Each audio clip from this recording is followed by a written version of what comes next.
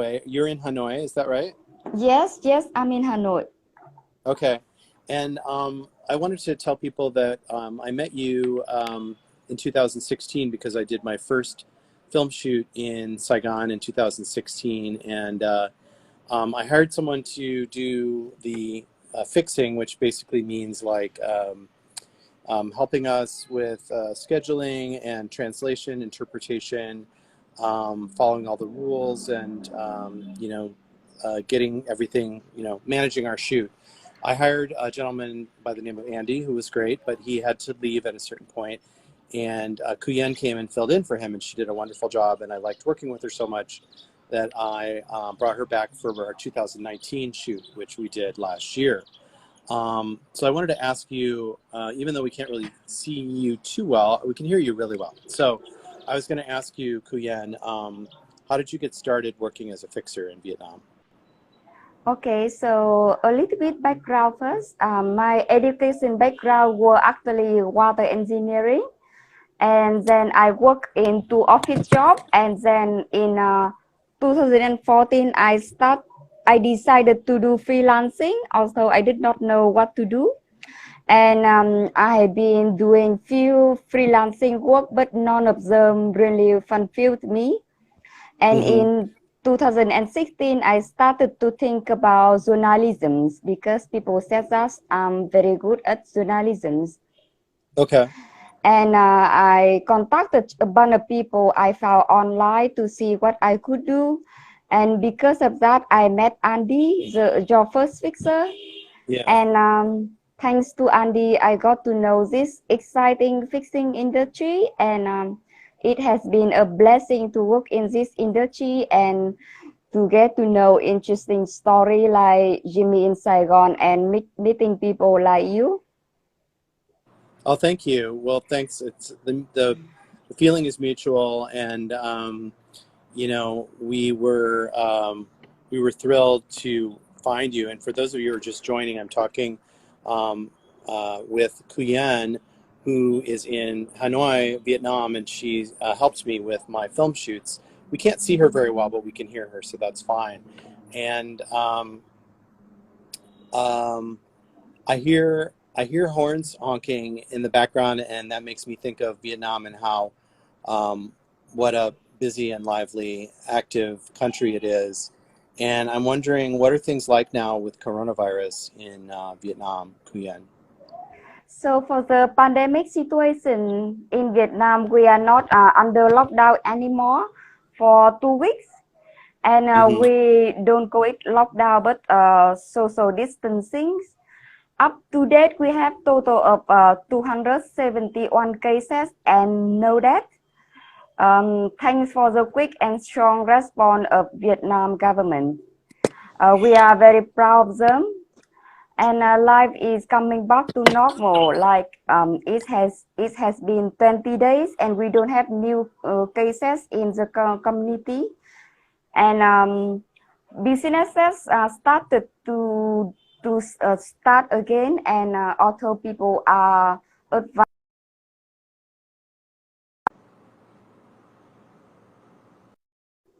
And unfortunately, foreigners still cannot acquire visa to visit Vietnam yet.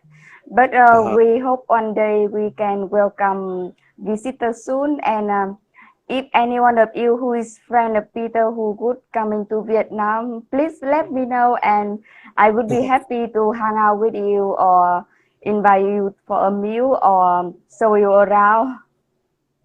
Yeah, thank you.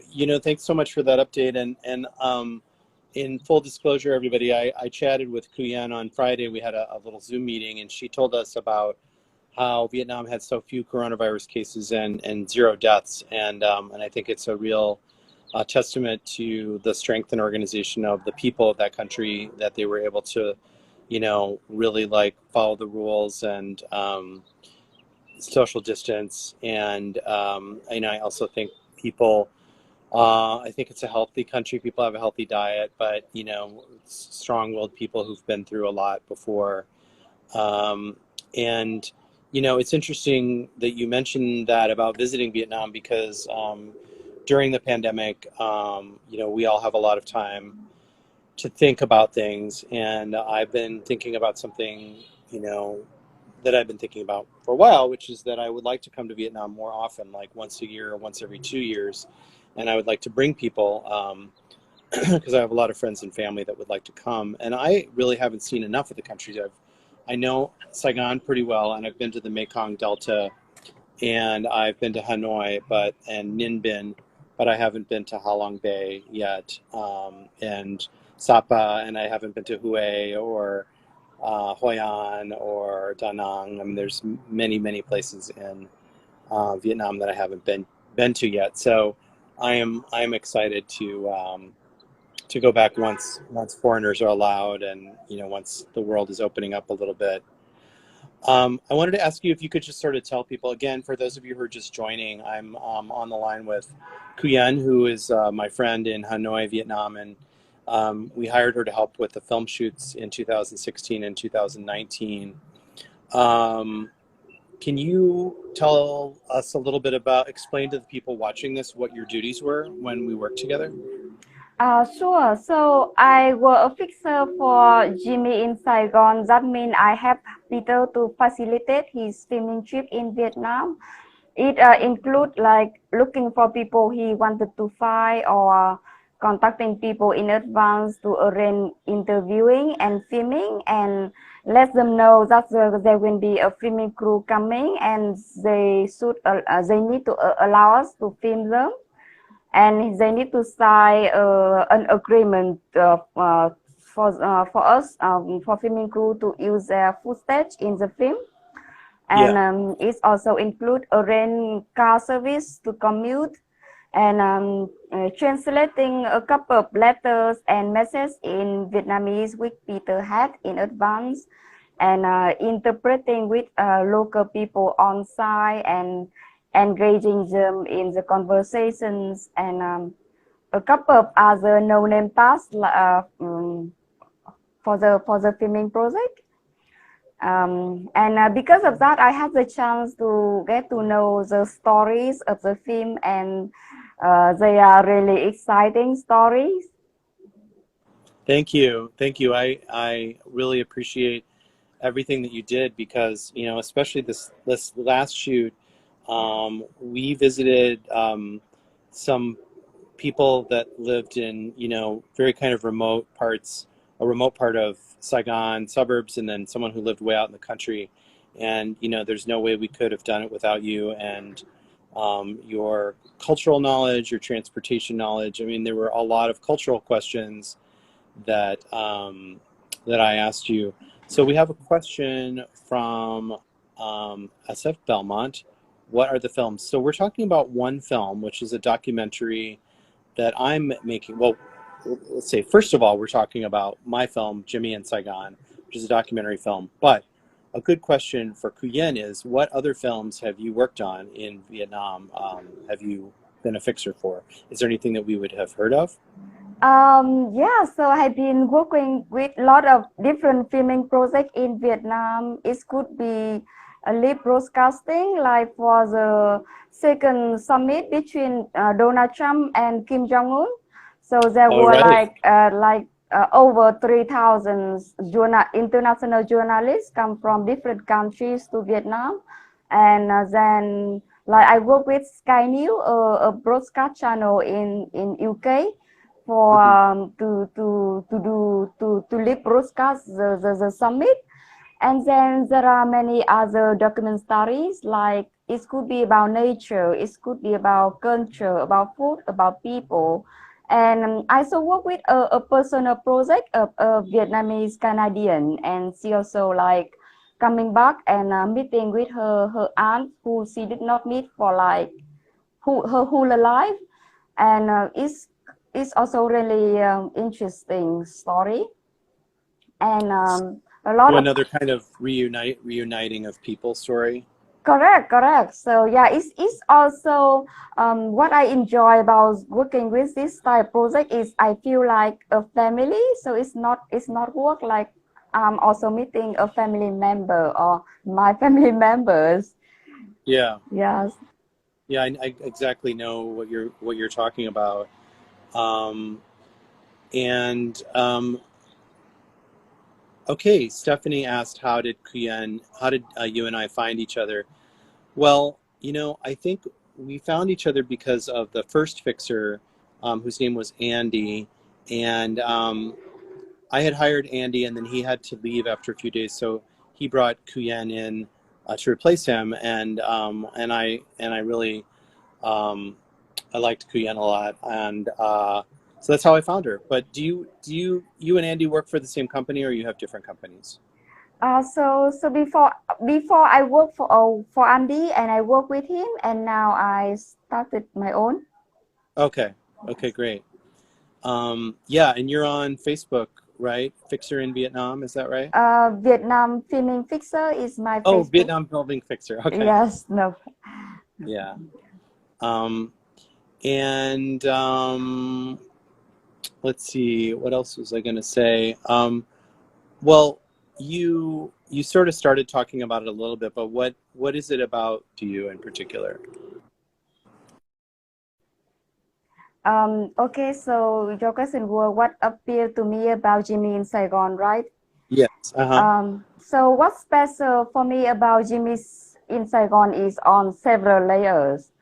The first thing is not just one story, but several story in one filming. Hmm. Is a story of Jimmy in Saigon, of course, but it's also the story about you with your family and the brother you never knew, and Hmm. your brother friends and people who played a part in Jimmy's life when he was alive. And it's also the story between the US and Vietnam, and also about Vietnamese people. It also includes the compelling story of Jimmy and the family of Dũng, who considered Jimmy a family member. And the second thing I really like the core message of the film, which I think is in love and living a life worth living. Because of love, that Jimmy decided to come back to Vietnam, although he did not have to. And because of love, that Jimmy became a family member of a Vietnamese family, which have really different background and culture with him. And because of love, that you, Peter, decided to make a movie about a brother you never knew. And because of love, that when you found the Vietnamese family who accommodated Jimmy, and you guys suddenly became close. And although you never met them before, so it's just like really touching for me. And Oh, wow. Well, that's lovely. Really heartwarming to hear that. Thank you so much. And yeah, well, I thank you. It's wonderful to hear that. And so yeah, it's actually helpful to hear that because I get so focused on the film with my own lens that I like to hear what it means to other people. And this is what's going on right now with our editor, is that she's new to all this footage and this whole story, so she's seeing things that in a fresh light, which is really great.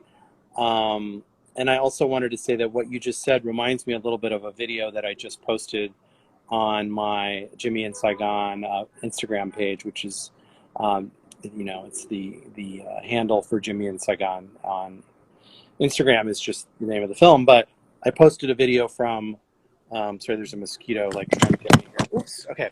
Um, I I posted a video from France where we were talking with Jimmy's friend Yves, and he was saying that he thought that Jimmy was very integrated into this family, and he said I think that he kind of wanted to be Vietnamese or to become Vietnamese, and I thought that was a really profound thought, and I think it's something that we take for granted in the United States, like immigrants come here or refugees come here, and then we just assume that they want to become Americans, but not everybody wants to, and I think it's a pretty rare American that would go to Vietnam and want to become Vietnamese. Obviously not ethnically, but like you know really live in the society. So that's another theme that we're sort of looking at. But of course, he was ultimately there for such a short amount of time. He did a lot in a short life, which is another one of my themes of the film. Um, but yeah, thank you for mentioning that about love, and I agree with you. It is an important aspect. Um, yeah, Sarah's brother lives in. She's just mentioning her brother lives in Vietnam.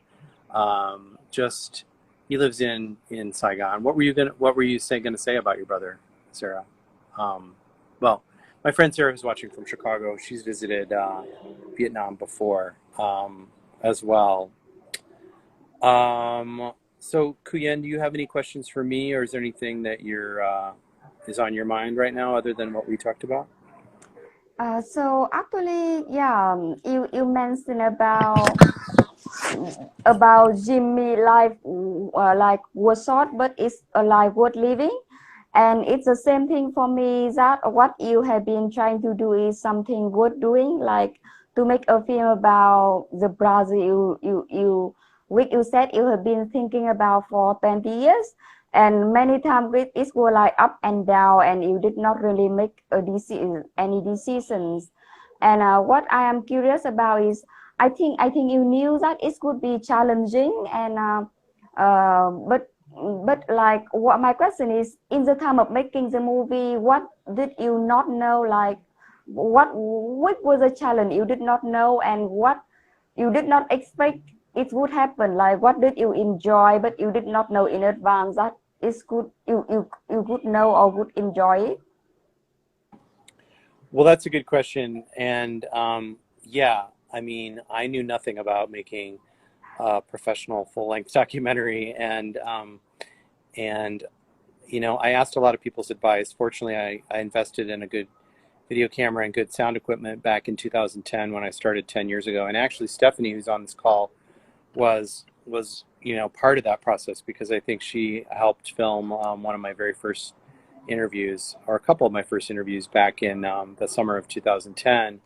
But at that point, I guess the main difference is that I really underestimated the amount of time and money that a documentary would take. I had literally no money when I started on it, and that was all. I mean, I took the last amount of money that I owned to buy the camera, and sound equipment, and then I really had no money. And then I decided to interview people who were close by. So I was living in New York, so I interviewed people in New York, Washington, D.C., and then, you know, pretty soon, and I was thinking, like, I really wanted to go to Vietnam that year in 2010. Well, it ended up taking me 6 years to get to Vietnam, and the reason it took me 6 years to get to Vietnam was three reasons. It was money, enough money to go, and time to go, because basically time is money, and when you take time to go to a foreign country, you can't work. And the third thing was research, and making sure that we had done enough research before I went. Um, so I would say that the biggest learning curve to me was that the time and money was just a lot more. And I mean, documentaries usually take $100,000 or more to make. $100,000 is considered a pretty inexpensive documentary, and this one we have raised about 65,000 right now, and we have to raise another like 50 something thousand. Yesterday it was 60, but we raised a bunch of money over the last 24 hours, which is great. But yeah, it's expensive, and I think a lot of people either have production companies behind them, or they have personal wealth that allows them to move forward on a project. And I have relied on the love and generosity of my friends and family and contacts, and I believe we've raised money from well over 500 people, probably 600 people, to fund this film so far. And I'm getting new donations from new people all the time, which is really great. So I learned that. I mean, I remember my first trip to Vietnam. I thought I was scared, in the sense that I thought, like, what is this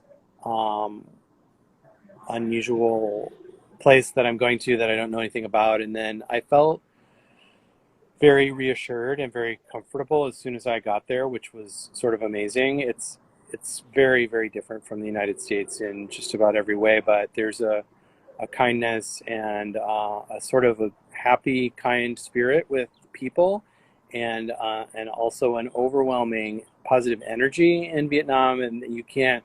It's like infectious to me. Like you can't ignore the positive energy, and so that, of course, I don't know if it was a surprise to me, but one of my first trip, one of my thoughts was to kind of walk in my brother's footsteps, which I was able to do. And I was also trying to see whether I felt the same way about the country that he did. And I found that I did, at least from what I can tell.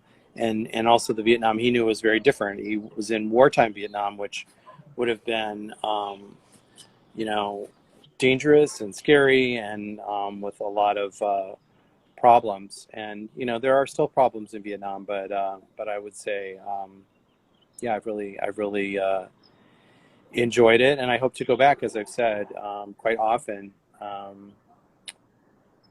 So, any other questions from anyone else watching? Sarah was mentioning, my friend, that her brother actually married a Vietnamese woman, which I forgot to mention, and I know several other Americans who have married Vietnamese people and who live there, and I think they have to kind of live a Vietnamese lifestyle, but also maybe kind of an international. I mean, one of the things I was a little surprised about Khuyen is especially Saigon, it's such an international city.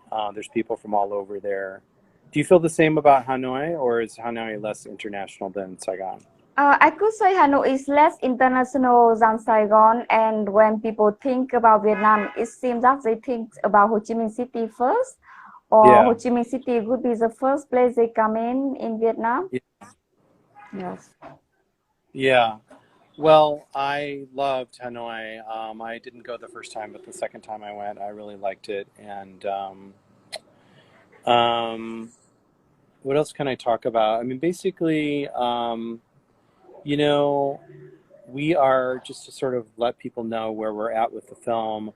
We are we have about 60 to 70 hours of footage, and our editor Kelly Creedon is in North Carolina, so she's working with that footage right now. Um, there are still a few people that we would like to interview, but there are some aspects of the film that, where it's been sort of hard to get people to commit. And there's some things that I kind of don't want to talk about because we have some mystery to the film. We have some plot elements that I don't want to spoil, so to speak. But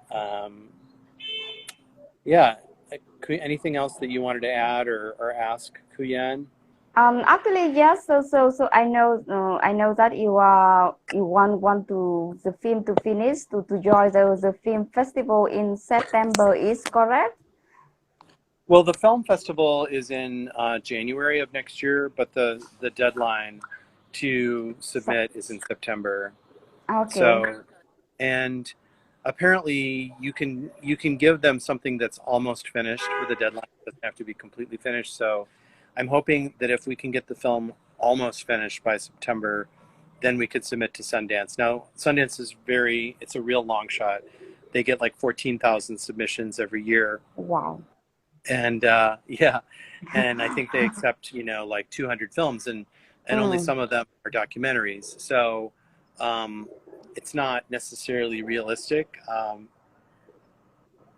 that I would get into the Sundance Festival, but they have a lot of programmers, and the programmers would look at the various films, and apparently if they think the film looks good and they can't put it into Sundance, they might recommend it to another film festival. So my next question, actually, like, what is your final goal for the film? Like, after this festival, then what's next? And then who are your final audience? And like, Yeah, what is the value which you want to give to audience the here? trajectory of the film. Yeah, so I started out by calling myself the director of the film, and now I'm basically saying I'm director and producer because I've been the main person to raise money for the film and kind of organize it. So the way I understand it is that between now and next year, what I'm going to do once we finish the film is submit it to festivals. And usually a film doesn't get bought, and by bought that means that there's a distributor until it hits the festivals. So it's possible that it could be picked up by like, you know, Netflix or Hulu or HBO or something like that, or even ITVS, which funds things for PBS. But those are all long shots. And then the next, you know, if that doesn't happen, it's sort of like the plan for the film is like, if this doesn't happen, then this. If this doesn't happen, then this. So, you know, if we get into Sundance, then likely we'll get distribution because somebody will come to Sundance and watch the film and say, like, I give an offer to say I want to distribute this film. If we don't get into Sundance, then we might go to South by Southwest. If we don't go to South by Southwest, we might go to another festival. You know, I would hope we get into some festivals. I'd love to get into a lot of festivals. Oftentimes people get distribution deals at festivals. But, you know, if all of that never happens, there's still a way to distribute the film on my own. I can always distribute it through Amazon Prime, and people could rent it on there. So there's a lot of different ways of doing it, but you know, I'd love to have a theatrical release as well, which of course, up until coronavirus, it was, you know, possible to think about doing a theatrical release in major cities, places like New York, Chicago, LA, San Francisco. They have little art movie theaters that could show a film like this.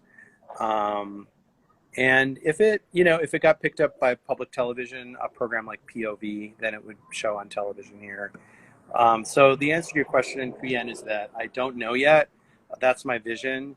And but you know, I just have to do research and talk to other filmmakers and say, like, ask the other filmmakers what works for them or what has worked for them, and just try to make that work for me if I can. Okay, I got it. Thank you for your answer, and I wish you all the best. And Thank you. I would try to find the way to support the film the week I can. Say that again. So if I find any way to support the film, I will do it, or I will let you know. Oh, thank you. I Yes. appreciate it. Yeah, just having you as part of our family, part of our team, is really helpful. And you know, eventually I would like to show the film in Vietnam, so I'll Yes. probably talk to you about that as well. So we'll definitely stay in touch. I will keep in touch with you about things, even the secret things that you know that other people don't Uh, know. I'll keep in yes. touch with you. Thank you. Yes. So I think unless there's any other questions, I'm gonna stop the Facebook Live or the Instagram Live. I'm gonna get some dinner because Yes. I'm ready for dinner. And thank you so much, Khuyen. It's your morning right now, right? Yes, it's my morning right now. Is it Wednesday there? Yes, it's Wednesdays here. Okay, okay. Yes. All right. Well, have a great day, and thanks for joining us, and we'll be in touch. Thank you and All right. goodbye. Bye Okay, bye. goodbye. Thanks, Bye everybody. bye. Thanks, Sarah and Stephanie and everyone. And